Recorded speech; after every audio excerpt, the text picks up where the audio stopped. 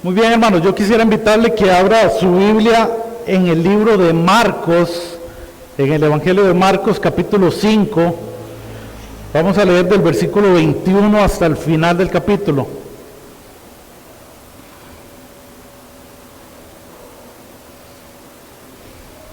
Marcos capítulo 5, del 21 en adelante.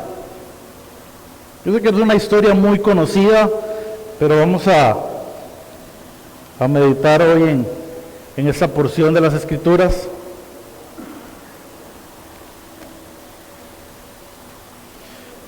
Amén, dice así la palabra del Señor. Pasando otra vez Jesús en una barca a la orilla, se reunió alrededor de él una gran multitud, y él estaba junto al mar. Y vino uno de los principales de la sinagoga, llamado Jairo, y luego que le vio, se postró a sus pies, y le rogaba mucho diciendo: mi hija está agonizando, ven y pon las manos sobre ella para que sea salva y vivirá. Fue pues con él, y le seguía una gran multitud y le apretaban. Pero una mujer que desde hacía 12 años padecía de flujo de sangre, y había sufrido mucho de muchos médicos y gastado todo lo que tenía, y nada había aprovechado, antes le iba peor. Cuando oyó hablar a Jesús, vino por detrás entre la multitud y tocó su manto, porque decía: si tocare tan solamente su manto, seré salva. Y enseguida la fuente de su sangre se secó, y sintió en el cuerpo que estaba sana de aquel azote. Verso 30, luego Jesús, conociendo en sí mismo el poder que había salido de él, volviéndose a la multitud, dijo: ¿quién ha tocado mis vestidos? Sus discípulos le dijeron: ¿ves que la multitud te aprieta y dices: ¿quién me ha tocado? Pero él miraba alrededor para ver quién había hecho esto. Entonces la mujer, temiendo y temblando, sabiendo lo que en ella había sido hecho, vino y se postró delante de él y le dijo toda la verdad. Y él le dijo: hija, tu fe te ha hecho salva, ve en paz y queda sana de tu azote. Mientras él aún hablaba, vinieron de casa del principal de la sinagoga, diciendo: tu hija ha muerto, ¿para qué molestas más al maestro? Pero Jesús, luego que oyó lo que se decía, dijo al principal de la sinagoga: no temas, cree solamente. Y no permitió que le siguiese nadie, sino Pedro, Jacobo y Juan, hermano de Jacobo. Y vino a casa del principal de la sinagoga y vio el alboroto y a los que lloraban y lamentaban mucho. Y entrando les dijo: ¿por qué alborotáis y lloráis? La niña no está muerta, sino duerme. Verso 40. Y se burlaban de él, mas él, echando fuera a todos, tomó al padre y a la madre de la niña y a los que estaban con él, y entró donde estaba la niña. Y tomando la mano de la niña, le dijo: Talita cumi, que traducido es: niña, a ti te digo, levántate. Y luego la niña se levantó y andaba, pues tenía 12 años. Y se espantaron grandemente, pero él les mandó mucho que nadie lo supiese, y dijo que se le diese de comer. Padre, te damos gracias por tu palabra. Una vez más, con toda humildad, Señor, nos disponemos para escuchar tu voz, para escuchar el mensaje que tú tienes para nosotros en esta hora. Sabemos que en esta preciosa palabra, en estas escrituras, ahí está toda revelación, Señor. Todo lo que tú tienes para decirnos está plasmado ahí. Por eso hoy queremos exponernos, Señor, a el poder transformador que tiene tu palabra. Queremos que tú seas glorificado en nuestras vidas a través de la predicación de tu palabra, Señor.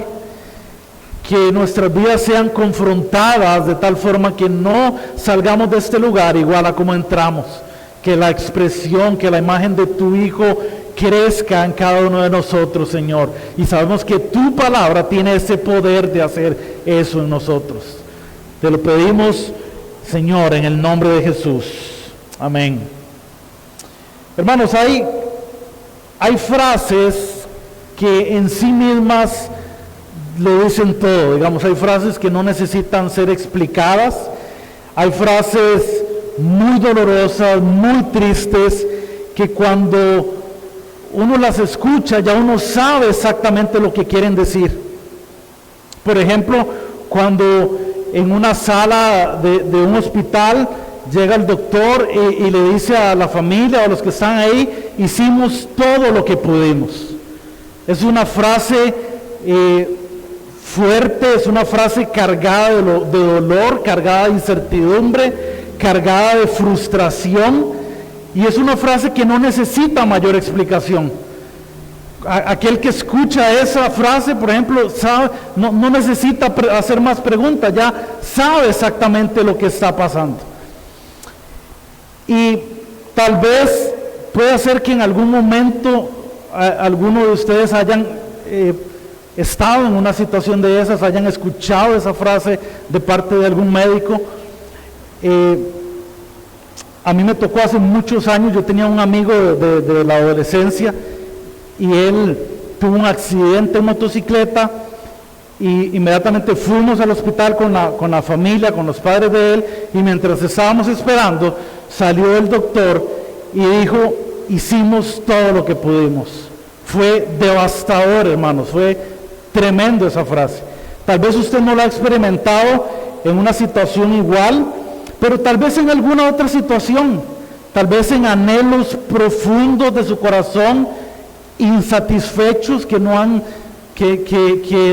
sido cumplidos, que tal vez humanamente no hay forma de cumplirlos, en alguna crisis económica tal vez, en las que no hay salida, en las que ya no hay nada que hacer, tal vez en alguna relación rota que siempre es muy doloroso, siempre es devastador, hermano, esas situaciones.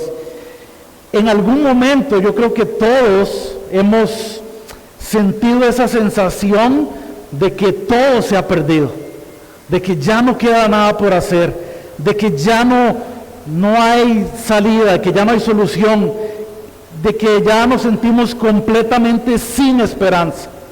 En algún momento yo sé que todos hemos pasado situaciones similares. Bueno, en el texto que leímos hay dos historias, en una, digámoslo así, hay dos historias en las que podemos ver cómo las personas de ese relato se sintieron de esa forma, se sintieron desesperadas, se sintieron que ya no había nada que hacer, ya no había nada que pudieran hacer, hasta que se encontraron personalmente con Jesús. Y eso vamos a ver cómo lo cambia todo. Amén. En ese texto que leímos de Marcos capítulo 5, del verso 21 hasta el 43, donde termina el capítulo, encontramos esas dos historias que se entrelazan en algún punto, se entrelazan en algún momento. Son dos historias diferentes, pero en un momento de la historia se cruzan y forman parte del mismo relato bíblico, ¿verdad? O sea, son historias diferentes, pero están conectadas de alguna forma. Y esto no es que las encontramos juntas en la narrativa bíblica por algún error del escritor o por algún accidente literario. No es nada de eso, hermanos. Fue de forma intencional que el Señor junta esas dos historias, digamos, y las hace parte del mismo relato. Entonces son personajes diferentes los que encontramos acá, con contextos diferentes, en situaciones diferentes, pero tenían algo en común. Una es la historia de la hija de Jairo. Leímos como al inicio de nuestro texto que Jairo era dice la traducción que leímos, uno de los principales de la sinagoga, era un oficial de la sinagoga, era una persona de renombre, de reputación, digamos, que tenía una posición social importante, era reconocido en el pueblo. Y vemos cómo al inicio de la historia él llega desesperadamente a buscar a Jesús, porque su hija estaba gravemente enferma, estaba a punto de morir. Y por otro lado tenemos la historia de la mujer con flujo de sangre que tenía 12 años, lo acabamos de leer, padeciendo de esta enfermedad. Ya ella estaba igualmente desesperada, no sabía qué hacer, había agotado todos sus recursos, todas sus posibilidades y no había encontrado solución alguna. No, más bien estaba peor, que cada vez estaba peor, dice el texto. Entonces, vean que eran personas diferentes y eso nos recuerda que los seres humanos, hermanos, las personas podemos diferenciarnos en muchas cosas. Podemos venir de diferente cultura, podemos tener diferente nivel de educación, como estas dos personas de nuestra historia, y diferente estatus económico tal vez. Jairo tenía cierta posición, por lo menos económicamente tenía una buena estabilidad, y la otra mujer probablemente en algún momento tuvo una buena posición económica, pero dice el texto que había perdido todo su dinero. Seguramente si tenía casa o alguna propiedad o algo, seguramente hasta había tenido que venderla. Si tenía un carrillo, una moto, lo que sea, lo vendió todo porque buscando pagar médicos para poder buscar de alguna forma alivianar su situación de salud. Entonces estaban en extremos opuestos, digamos. Jairo tenía una reputación, tenía renombre. Esta mujer más bien era rechazada, era menospreciada. Recordemos que en este tiempo la ley establecía que una mujer que tenía sangrado, digamos en los días de su menstruación, ella quedaba inmunda ceremonialmente hablando por 7 días. O sea, esos 7 días ella no podía relacionarse con nadie, no podía congregarse, no podía tocar a nadie, no podía nada, porque era considerada inmunda, y todo lo que tuviera contacto con ella era considerado inmundo también por 7 días. Entonces ella, si se sentaba en una silla, esa silla quedaba inmunda por 7 días. La cama donde ella dormía quedaba inmunda por 7 días. Si ella tocaba a alguien, esa persona quedaba inmunda por 7 días. Entonces era una mujer marginada, rechazada, menospreciada. Digamos, nadie quería tener contacto con ella, nadie quería relacionarse con ella. Y por otro lado, Jairo era un hombre importante, de reputación, de renombre, reconocido en el pueblo. Eran dos contextos completamente diferentes los de estas dos personas. Pero había algo que tenían en común, y hay algo que nos reúne a todos nosotros, o a todas las personas, a todos los seres humanos, indistintamente de cualquier cosa que nos diferencie, y ese algo es el dolor y el sufrimiento. Todos, hermano, todos, sin excepción, experimentamos dolor, experimentamos sufrimiento, experimentamos tribulaciones en esta vida, en este mundo caído. Y eso es una realidad. Y yo sé que todos hemos pasado por situaciones así.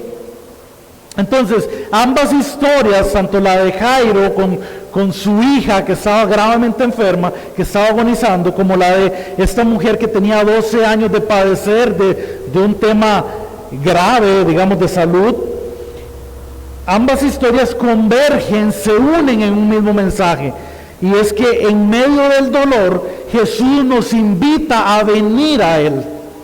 Eso es una realidad también. En medio de nuestro dolor también Jesús nos invita a venir a Él. La hija de Jairo, hermanos, tenía 12 años. El texto al final nos dice que ella era una niña de 12 años. Y por otro lado, la mujer tenía 12 años padeciendo de sangrado. Es decir, que probablemente esta mujer empezó a padecer en el mismo año en que la hija de Jairo nació. Casualidades, ¿verdad? No son casualidades, son parte del plan de Dios. Ya Dios tenía establecido que en algún momento estas historias iban a encontrar, se iban a conectar, ¿verdad? Pero tenían algo en común, que estas historias iba a llegar el momento, iba a llegar el día en que se iban a cruzar a los pies de Jesús, en que ambos se iban a encontrar postrados delante del Maestro. Ninguno de los dos sabía qué hacer, ni Jairo, ni la mujer de flujo de sangre, ninguno de los dos sabía qué hacer. Jairo no sabía qué hacer en el momento en que su niña está al borde de la muerte. Imagínense la frustración, la desesperación. Él tenía recursos económicos, digamos, tenía una posición de respeto, una buena reputación. Seguramente tenía influencias importantes, pero en esa situación nada de esas cosas le servía de mucho. Nada. Ni el dinero, ni la posición, ni los contactos que pudiera tener, nada le servía ante una situación de crisis como en la que él se encontraba. No le servía de nada. Por otro lado, la mujer ya había intentado todo lo que ella sabía y podía hacer, todo lo había intentado, ya había gastado todo su dinero y había visto a todos los médicos posibles, a todo médico que existiera, ella lo había visitado, le había consultado, había intentado encontrar una solución y nadie en 12 años le había podido ayudar. Más bien dice el relato que más bien ella cada vez estaba peor. Cada vez que iba donde un doctor, en lugar de ayudarla, más bien empeoraba y empeoraba y empeoraba. Ya ella no sabía qué hacer. Entonces, de manera que ahora ella se encontraba sin dinero, sin médicos, sin tener a quien acudir, y por lo tanto ella tampoco sabía qué hacer. Jairo no sabía qué hacer ante la situación que estaba atravesando, y esa mujer ya también en todo lo que ha pasado llega a un punto en que tampoco ella sabe qué hacer. Están desesperados, ambos llegan desesperados a los pies de Jesús, completamente desesperados. A Jairo de pronto no le importa su reputación, no le importa el qué dirán. Él llega, dice el texto, que Jairo llega y se postra delante de Jesús. Hay otra traducción que dice que se arrodilla, pero el significado es el mismo. Digamos, él llega y se humilla delante de Jesús. Jairo llega y se postra ante Jesús.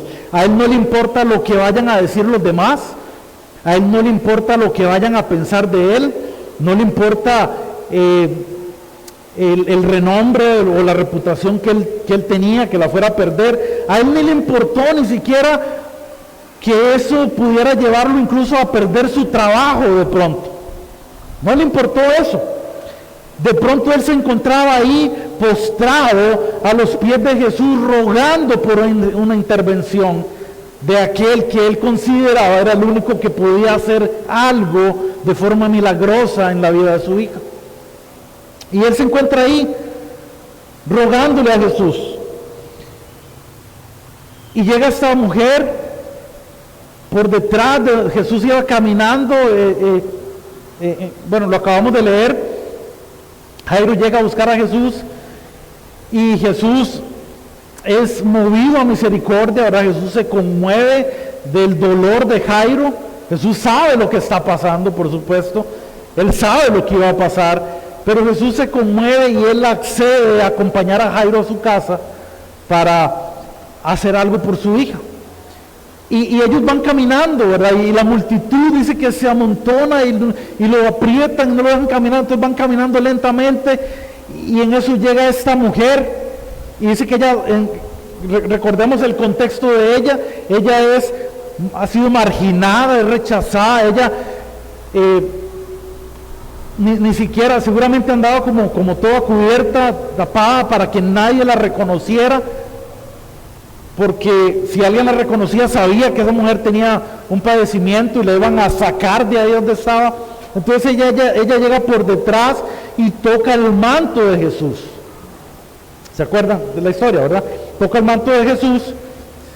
Y cuando Jesús pregunta que quién le ha tocado, El texto dice que ella entonces le dijo toda la verdad, pero el texto nos dice que primero esta mujer se postró a los pies de Jesús y que luego le dijo toda la verdad.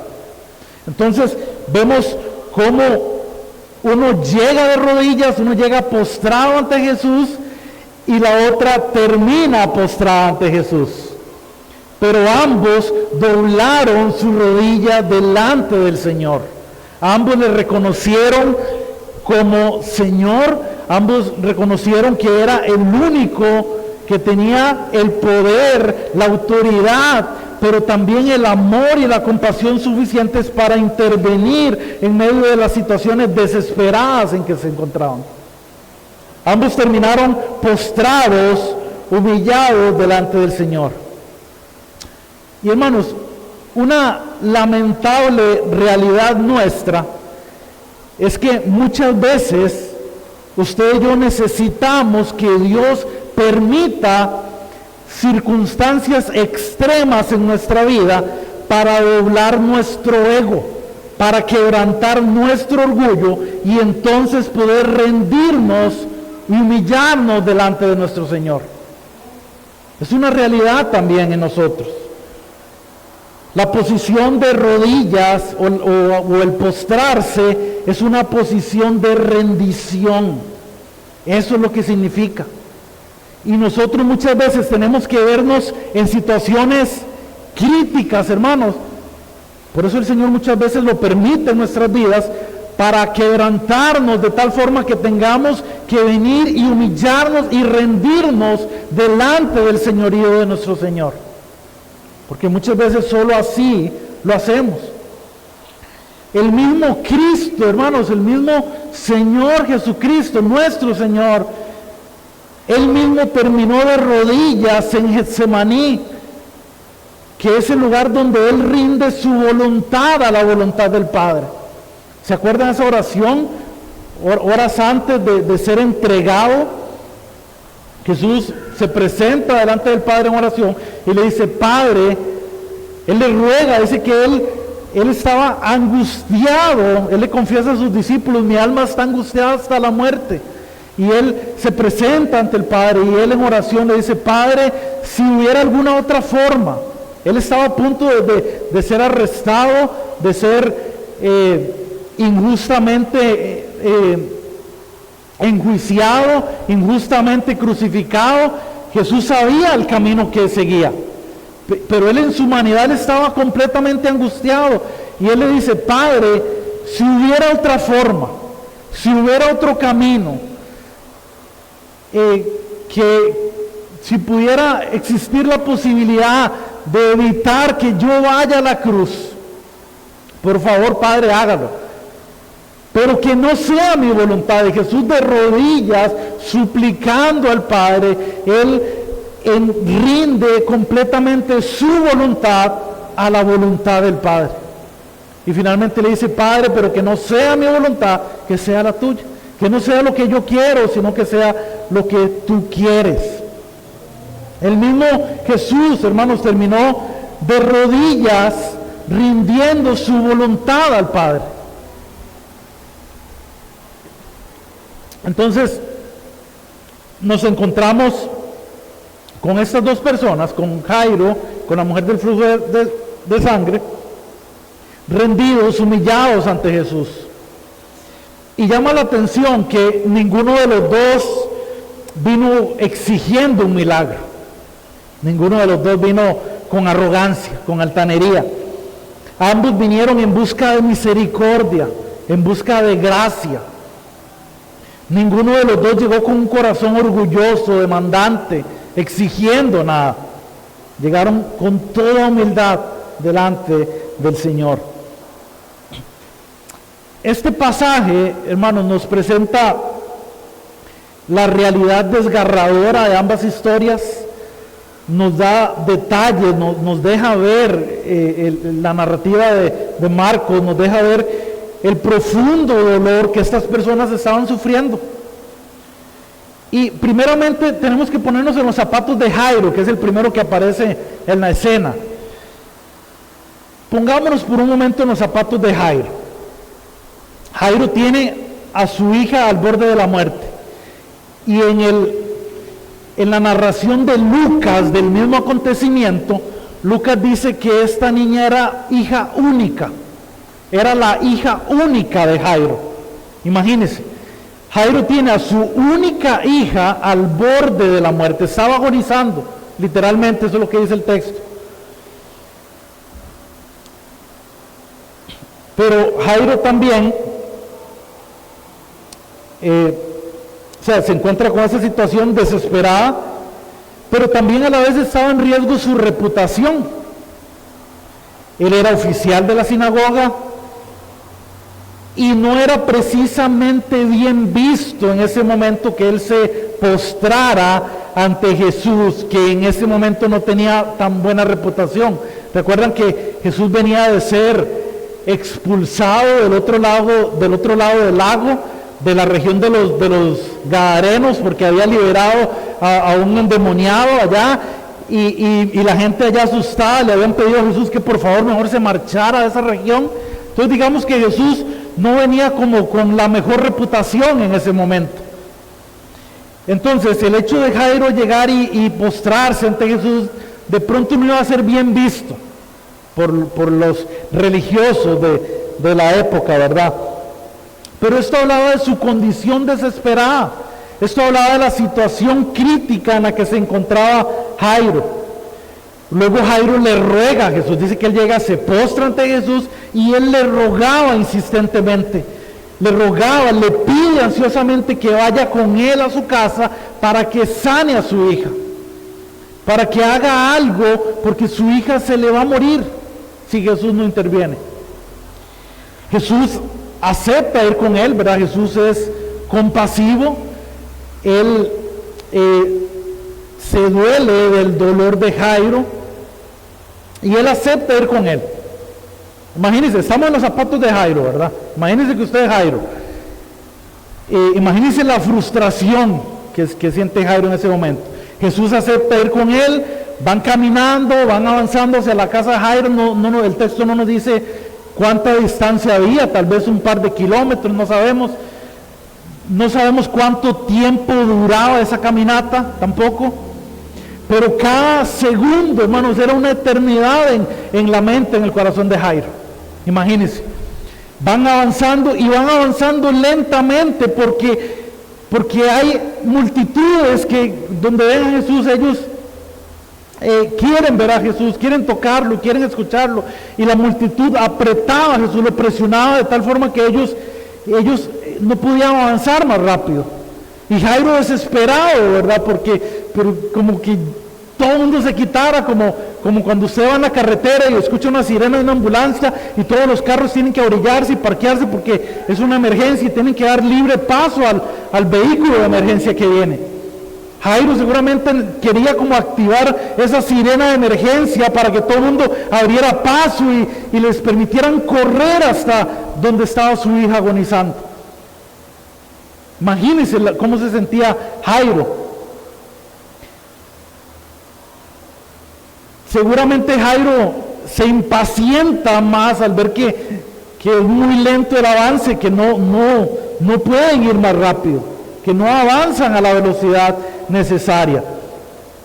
Y luego, para sumar, digamos, a su frustración, resulta que Jesús se detiene a preguntar que quién lo ha tocado. Imagínense, en medio de la emergencia, en medio de la crisis que se encontraban, Jesús se detiene, pregunta que quién lo ha tocado y empieza una conversación con una mujer ahí. O sea, yo no sé Jairo, hermano, pero Jairo estaba seguramente aparte de frustrado, desesperado, seguramente hasta enojado en algún momento, pero ¿cómo Jesús se pone a hablar con esta mujer que tiene 12 años sangrando? O sea, no puede sangrar unos días más, no se va a morir hoy, no se va a morir mañana. Mi hija sí está a punto de morir si él no interviene. Imagínense la frustración de Jairo. Y pareciera que Jesús no tenía como ninguna prisa, ¿verdad?, en llegar a casa de Jairo. Jesús se detiene, imagínense, yo me imagino a Jesús con toda la calma, con toda la paciencia, ¿verdad? Se detiene, pregunta que quién le tocó. Cuando ya la mujer dice que fue ella, él se detiene a conversar con ella. No, como que no había prisa en Jesús para llegar a casa de Jairo. ¿Se acuerdan que luego la historia nos cuenta cuando las hermanas de Lázaro, un amigo de Jesús, le dicen que Lázaro está gravemente enfermo y le piden a Jesús que vaya a casa de ellas porque Lázaro estaba mal? Y Jesús, igual sin ninguna prisa, se queda 2 días más donde él estaba y luego empieza a caminar hacia la casa de Lázaro. Bueno, llega al 4.º día. Cuando Jesús llega, Lázaro ya tiene 4 días de muerto. Y las hermanas de Lázaro le reclaman y le dicen: maestro, si hubieras venido antes, mi hermano no se habría muerto. Jesús no tenía prisas, hermano, para llegar a la casa de Jairo, no tenía ninguna prisa para llegar a la casa de Lázaro. No tenía prisa Jesús. Entonces imagínense la frustración de Jairo de ver que su hija estaba agonizando, había una turba de gente que les impedía avanzar libremente, y Jesús se detiene con toda la tranquilidad a conversar con una mujer. Imagínense, Jairo estaba desesperado, y mientras Jesús está conversando con esta mujer, llegan terribles noticias de la casa de Jairo. Llegan terribles noticias y le dicen: Jairo, le dicen, tu hija ha muerto. 4 palabras que resultan devastadoras para cualquiera. Devastadoras. Tu hija ha muerto. Y le dice más, y le dicen: ya no molestes más al maestro. Yo no sé si pudieran haber palabras más hirientes en ese momento para Jairo. Le dicen: ya no molestes más al maestro. O sea, es decir, él pudo pensar, o sea, que la salud de mi hija, mi hija agonizando, toda esta situación era una molestia para Jesús. Eso es lo que me quieren decir. Jairo, no me puedo imaginar lo que estaba pensando Jairo en ese momento. Pero él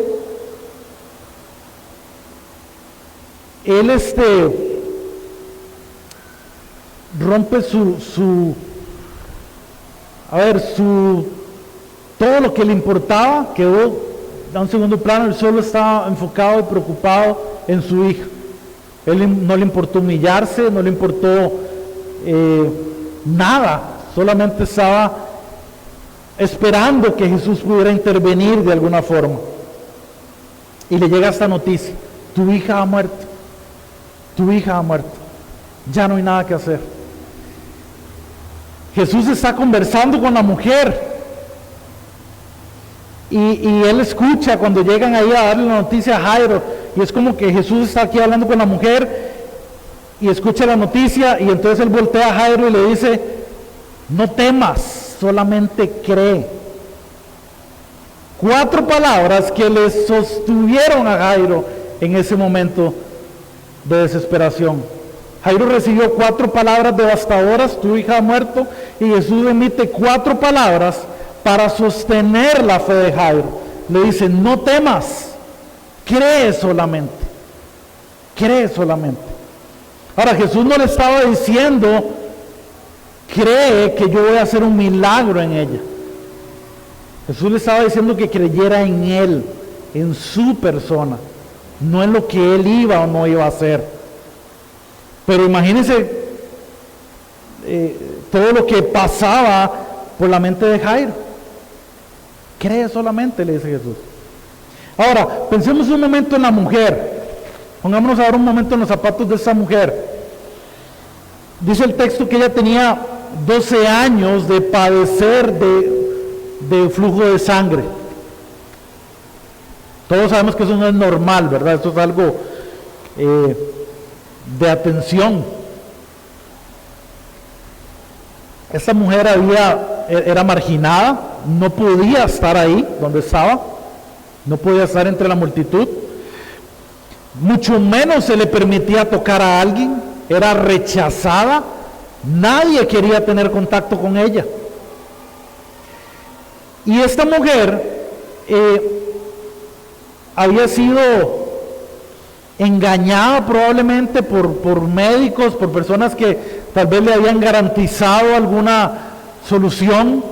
Le habían dicho, bueno, si usted nos da tanto dinero, tómese esto y mañana usted va a...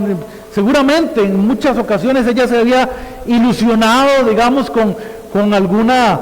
Le habían dado falsas esperanzas y le habían costado todo el dinero que ella tenía.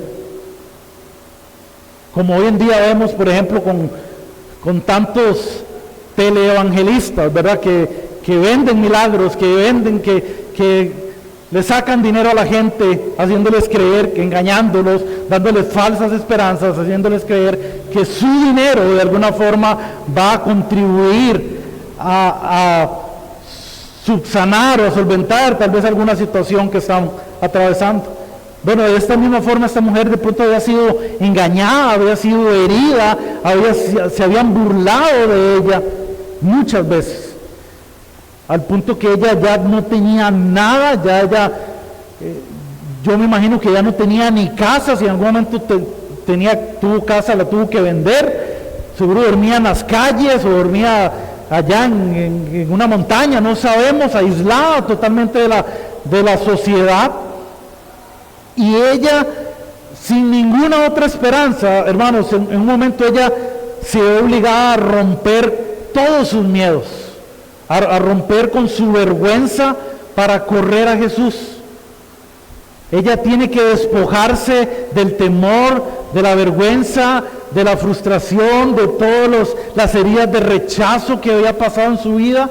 Todo ella lo hace a un lado para correr a los pies de Jesús, que era el único quien ella creía que podía hacer algo en su situación. Y es interesante, hermanos, que esta mujer, la Biblia nos menciona que ya ella había gastado todo su dinero y ya no tenía nada más para pagarle a ningún otro médico. Porque probablemente si tuviera aún algo de dinero, seguramente no hubiera acudido a Jesús tampoco. Y resulta paradójico, incluso para aplicándolo a nosotros hoy en día, como muchas veces nosotros en situaciones extremas, muchas veces al último que vamos es a Jesús. Intentamos muchas veces agotar todas nuestras opciones. Primero intentamos resolver por nuestros propios medios, intentamos buscar la forma en que nosotros mismos podamos solucionar y agotamos todos los recursos, todas las opciones, todas las posibilidades, y ya en última instancia, cuando ya no tenemos nada más que hacer, acudimos a Jesús, cuando debería ser lo primero siempre. Eso hacemos, hermano, igual que esta mujer, cuando ya no tuvo ninguna otra opción, cuando ya no tenía dinero, no tenía recursos, no tenía amigos, no tenía esperanza, no tenía nada, ella finalmente deja a un lado su miedo, su temor, su vergüenza y viene a Jesús. Son dos situaciones distintas, contextos diferentes, pero unidas por un mismo dolor, una misma desesperación, frustración, temor. Este texto, hermanos, es importante porque nos deja ver el corazón de Jesús con respecto a nuestro dolor. Porque Jesús no es indiferente a nuestro dolor. Jesús no es indiferente a nuestros sufrimientos. Él sabe lo que usted y yo padecemos. Él sabe, hermano, Él conoce tu dolor, Él conoce tus sufrimientos. Él sabe la situación en la que has pasado, en la que estás pasando, tal vez en la desesperación que te encuentras en este preciso momento. Jesús lo sabe y Él no es indiferente a eso. Él mismo padeció, Él sufrió también. Él conoce de sufrimientos, Él conoce de dolores. Por eso Él, dice el escritor de Hebreos, que no tenemos un sumo sacerdote que no se compadezca de nuestras debilidades. Todo lo contrario, tenemos un sumo sacerdote, nuestro Señor Jesucristo, que se compadece de nosotros, que se compadece de nuestro dolor, se compadece de nuestros sufrimientos, que se duele de nuestro dolor también. Y vemos aquí a un Jesús que no es indiferente al sufrimiento humano. Él no minimiza el sufrimiento, Él sabe que el dolor es real. Él sabe que las situaciones que usted y yo atravesamos son reales y son enormes para nosotros. Jesús lo sabe, Jesús lo sabe. Y eso, hermanos, es sumamente importante recordarlo cuando usted y yo estemos experimentando dolor. Que saber que tenemos a un Jesús que se compadece de nosotros, que tiene misericordia para con nosotros, que nos entiende, porque Él también sufrió, Él también padeció. Amén. No es indiferente a nosotros, no es un Dios lejano que no sabe cómo me siento. Él sabe, porque Él pasó por ahí. Es un Dios cercano a mí y a usted también. Este pasaje no solamente nos muestra la realidad del dolor, también nos enseña cómo debemos responder al dolor. Ambos personajes en nuestro texto, en nuestra historia, aunque en situaciones distintas, respondieron de la misma forma. Ambos corrieron a Jesús. Y eso es lo que usted y yo tenemos que hacer, hermano. Cuando vengan las pruebas, la pregunta no es si van a venir o no, sino es cuándo, porque en esta vida el sufrimiento está garantizado. Yo creo que yo no le tengo que explicar eso aquí a nadie, ¿verdad? Porque todos hemos pasado situaciones de dolor, de sufrimiento, de desesperación. Y es que está garantizado el sufrimiento en esta vida. Entonces la pregunta no es si llega el sufrimiento, sino es cuándo llega. Y cuando llega, hermanos, yo tenemos que hacer lo mismo que hizo Jairo, lo mismo que hizo esta mujer con flujo de sangre, y es correr y postrarnos a los pies de Jesús. Amén. Esa es la forma en que usted y yo debemos responder a Jesús. Pero lo más impresionante, hermano, de esta historia, o de estas dos historias, de este relato, es que Jesús estaba haciendo algo mucho más grande en estos personajes que los milagros que él iba a terminar haciendo. Porque es que Jesús no estaba apuntando al milagro. ¿Se acuerdan cuando llega la noticia a Jairo de que su hija ya había muerto? Jesús le dice: no temas, cree solamente. Jesús no le dijo: Jairo, no temas porque yo voy a resucitar a tu hija. Jesús no le dijo eso. Jesús no le dijo: no temas porque yo voy a hacer un milagro cuando llegue a tu casa. Jesús no le dijo que él iba a hacer. Jesús no estaba apuntando al milagro, Jesús estaba apuntando a sí mismo. Jesús estaba apuntando a su persona. No le estaba diciendo: Jairo, cree, tenga fe por lo que yo voy a hacer. No, cree en mí, cree en mi persona. Jesús nos invita a descansar en Él, en su persona, no en lo que Él pueda hacer por nosotros. Jesús no estaba apuntando al milagro, Jesús nos está invitando a confiar plenamente en Él, aún en medio de las circunstancias, aún Él te conceda o no te conceda el milagro que tú le estás pidiendo. Ese no es el foco del asunto, no es el milagro, es la persona de Jesús. Y Él nos invita a reposar en Él, a descansar completamente en Él. Esa es la fe que usted y yo necesitamos cultivar. Es la fe que necesitamos desarrollar, hermanos. No es una fe que cree que Jesús va a hacer lo que yo quiero que haga o lo que yo creo que necesito que Él haga. Es una fe en Él, en su persona. Porque esa es la única fe, hermanos, que nos puede sostener en medio de las situaciones imposibles que usted y yo atravesamos muchas veces. Es la fe en Cristo, en su persona, en su autoridad, en su señorío. No en sus obras, porque Él puede o no puede hacer un milagro, pero Él sigue siendo quien es. Él sigue siendo el Señor, el Rey de todo el universo. Y esa fe es la que va a apartar el temor de nuestros corazones. No es fe en que Él nos haga un milagro, es fe en quién es Él. Amén. Y Él nos invita a tener esa misma fe. Hermano, es que, Dios en su soberanía, porque Él es soberano, amén. Él hace lo que quiera, como quiera, cuando quiera, de la forma que quiera, porque Él es Dios. Y Él no tiene que pedirle permiso ni a usted, ni a mí, ni a nadie para hacer las cosas que Él hace.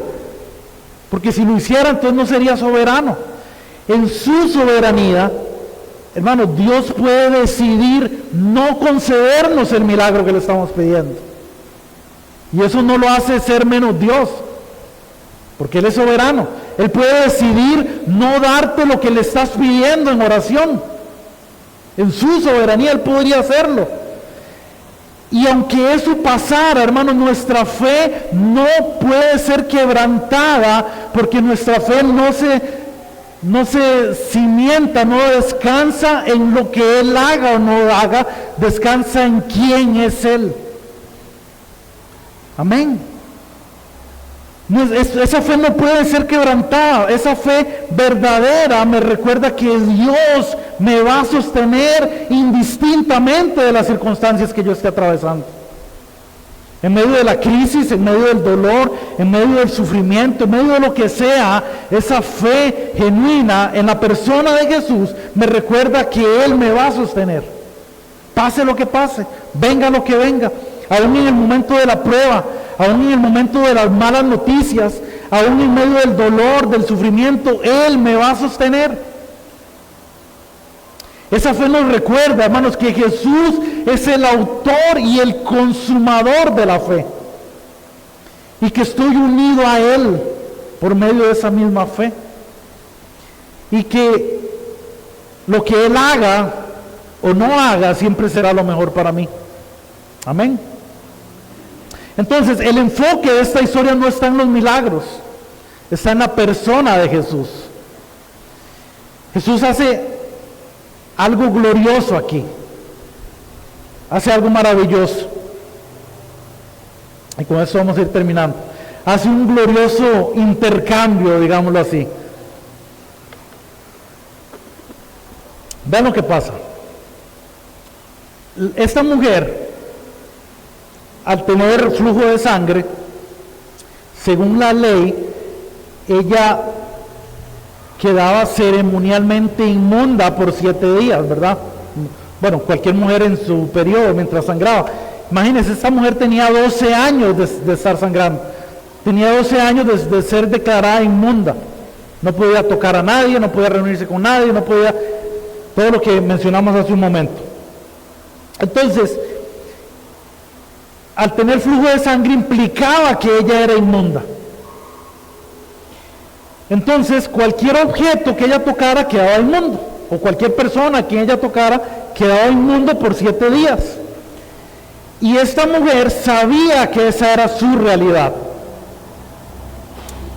Ella conocía las reglas religiosas en cuanto a su condición.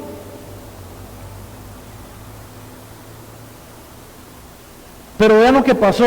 Cuando ella toca a Jesús, Jesús no queda inmundo. Más bien, ese toque con Jesús le sana a ella. Le sana a ella. Y en el caso de la niña, también según la ley, cualquier persona que tocaba un cadáver quedaba inmundo por 7 días también. O sea, vemos 2 casos, 2 situaciones en las que un toque representaba inmundicia.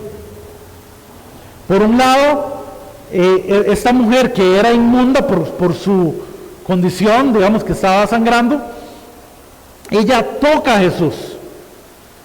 Y luego al final del texto vemos que Jesús toca la mano de la niña que ya estaba muerta. O sea, Jesús se expone a dos situaciones en las que ese toque representaba inmundicia. Tenemos dos escenarios en los que Jesús toca lo que estaba inmundo. Pero cuando es tocado por la mujer, en lugar del quedar inmundo, la mujer es sanada. La mujer es sanada. Y no solamente es sanada, sino que es transformada. Y yo quiero que volvamos un momentito al texto de Marcos. En el verso 33 y 34. Capítulo 5 de Marcos, ¿verdad? ¿Dónde estábamos? Entonces la mujer, temiendo y temblando, sabiendo que en ella había sido hecho, vino y se postró delante de él y le dijo toda la verdad. Y vean cómo le responde Jesús. Y él le dijo, hija, hermano, la llama hija, tu fe te ha hecho salva, ve en paz y queda sana de su azote. Y es interesante que en el original griego, la misma palabra que se usaba para sano, es la misma palabra que se usaba para salvo. La misma palabra en griego.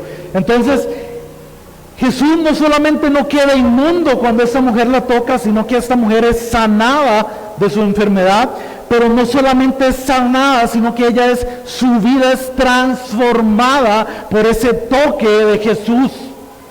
Ella no fue solamente sanada físicamente, su alma fue sanada, su alma fue liberada, vino la salvación a su vida, a tal punto que Jesús le llama hija. La vida de esta mujer es inmediatamente transformada por el toque de Jesús. Y cuando Jesús toca la mano de la hija de Jairo, que ya estaba muerta, igual él no queda inmundo por tocar un cadáver, sino que más bien él la levanta de entre los muertos con ese toque suyo. Porque es Jesús, hermano, es Dios mismo. Hermano, con estas acciones, con estas dos situaciones, Jesús estaba de alguna forma anticipando lo que vendría, lo que él iba a hacer. Porque él más adelante, él iba a entrar a la muerte, pero la muerte no le podía retener de ninguna forma. La muerte no podía tener victoria sobre él. Porque vemos a Jesús levantándose de entre los muertos, derrotando a la muerte, amén, derrotando a la muerte, para darnos salvación a nosotros. Él tocó, Él se metió en nuestra inmundicia, nosotros éramos inmundos, contaminados por el pecado. Y de la misma forma en que Jesús tuvo que exponerse a la inmundicia para sanar a estas personas, Jesús tuvo que exponerse a la inmundicia de nuestro pecado para sanarnos, para transformarnos, para salvarnos, amén.